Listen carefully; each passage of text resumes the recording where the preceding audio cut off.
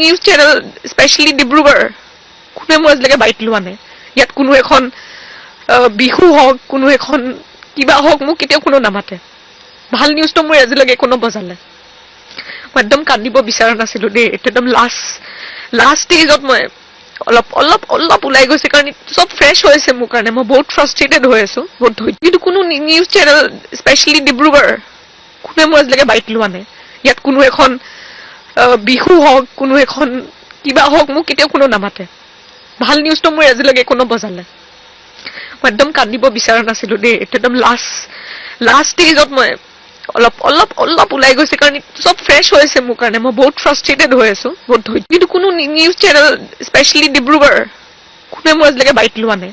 ইয়াত কোনো এখন বিহু হওক কোনো এখন কিবা হওক মোক কেতিয়াও কোনো নামাতে। ভাল নিউজটো মোৰ আজিলৈকে কোনো বজালে। মই একদম কান্দিব বিচৰা নাছিলো দেই। এইটো একদম লাষ্ট ষ্টেজত মই অলপ ওলাই গৈছে কাৰণ চব ফ্ৰেছ হৈ আছে মোৰ কাৰণে। মই বহুত ফ্ৰাষ্ট্ৰেটেড হৈ আছো।